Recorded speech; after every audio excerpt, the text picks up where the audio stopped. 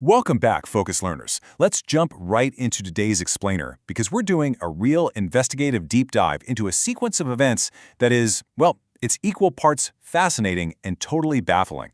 We're talking about highly anomalous, verified events happening literally right underneath the most secretive military installation on the planet.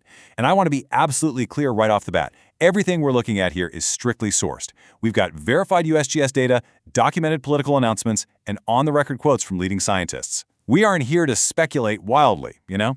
We're just here to look at the facts and let this incredibly strange timeline speak for itself. Okay, I really want you to let this number sink in. 17. On April 29, 2026, something totally unprecedented happened beneath the Nevada desert. 17 back-to-back earthquakes hit the area in a single 24-hour window. I mean, this wasn't just some minor rumble spread out over a month, right? This was a concentrated, relentless sequence of events happening right underneath Area 51. It's a dramatic and exciting incident that immediately demands our attention, and honestly, it sets the stage for a truly bizarre 48 hours. Okay, let's dive into this. Section 1, the Area 51 quake swarm. So we really need to understand exactly what the Earth was doing that day, because the physical data grounds this whole mystery in undeniable reality. We had a primary quake near the Nevada Test and Training Range, and that was followed by at least 16 aftershocks. Over 100 people in the surrounding region reported physically feeling these tremors. And perhaps most importantly, a geologist from the United States Geological Survey, the USGS, actually went on the record with Newsweek to explicitly label this behavior as highly unusual. They even warned that more quakes in that exact same spot were likely. Now, to truly grasp why the USGS called this unusual, we've got to understand what a shallow seismic event actually is. By definition, these weren't deep tectonic shifts happening miles and miles down in the Earth's mantle. No, these originated very close to the surface, and on top of that, they were tightly clustered. They weren't spread out along a long natural fault line like you might see looking at typical California earthquake data. They were centered, focused, almost like something highly energetic was happening in one extremely specific spot right under the desert floor. So geologically speaking, this basically leaves us with really only two possible explanations for shallow, clustered earthquakes in a restricted military zone. The first is natural tectonic activity, a localized natural shift along a minor fault. The second option, controlled underground explosions, subsurface explosive testing, detonations. According to standard geology, those are really the only two scientifically accepted possibilities here. Keep those firmly in your mind as we look at what happened next. Moving on to Section 2, the political UFO announcement. Now, the geology alone is definitely interesting, but it's the 48-hour timeline that transforms this from a cool scientific anomaly into an absolute geopolitical mystery. Within barely 2 days, just 48 hours, of the Earth shaking 17 times beneath Area 51, President Donald Trump stood before cameras and explicitly promised the American public fresh releases of UFO files. When asked about releasing this classified intelligence, his exact response was that it was worth discussing. Now, on its own, that phrase might just sound like vague political maneuvering, right? It's an easy statement to just brush off.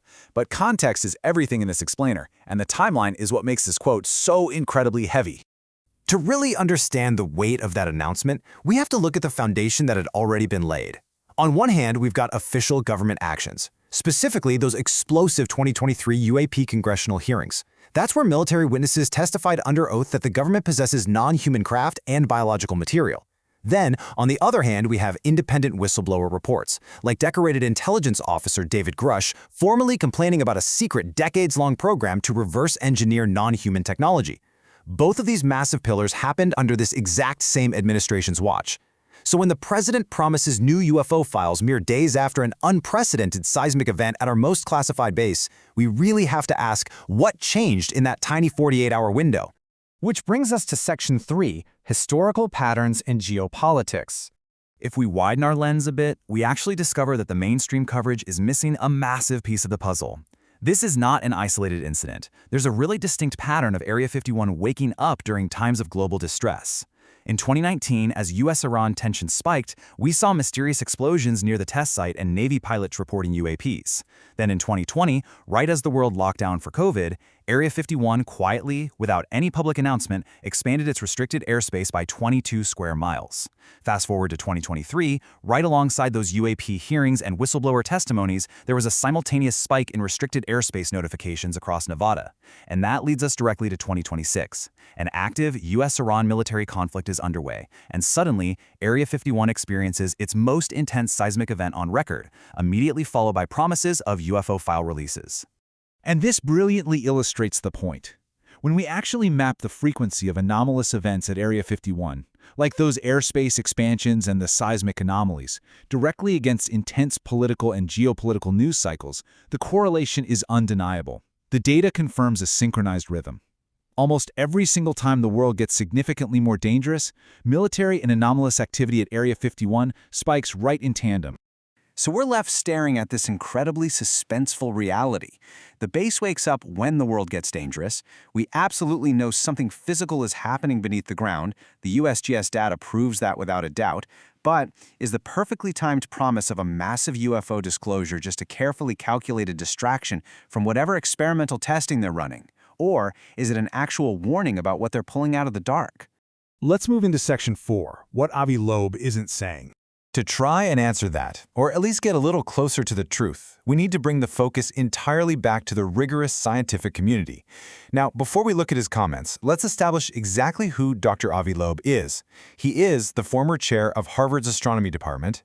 He's the leader of the Galileo Project, which is an intensely serious, peer-reviewed scientific search for evidence of non-human technology. Basically, he is a man built on precise, factual, peer-reviewed claims. He absolutely does not throw out conspiracy theories, and he definitely doesn't say things on national television that he cannot back up. Now, what's really interesting about this is his exact wording when he was asked about the Area 51 earthquakes on News Nation. He said they may be the result of government explosive testing. I really want you to focus heavily on those first two words, maybe, not definitely are, not undeniably are. For a scientist of Loeb's unmatched precision, that deliberate choice of vocabulary speaks volumes. He is consciously leaving a door open here, and that brings us to the unsaid alternative. Think about it. If a man of his scientific rigor won't definitively state that these tightly clustered, shallow earthquakes are a natural geological anomaly, and he won't definitively commit to them being conventional explosive testing during an active global conflict, then what exactly is the explanation he isn't yet prepared to say out loud?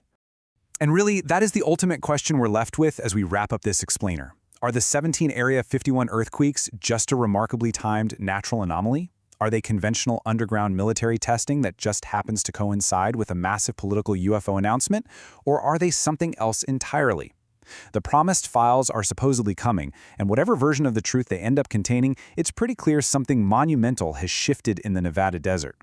I really hope this structured look helped you connect the timelines a bit more clearly. So what do you think is really going on beneath the surface? Keep learning, stay focused, and I'll catch you in the next explainer.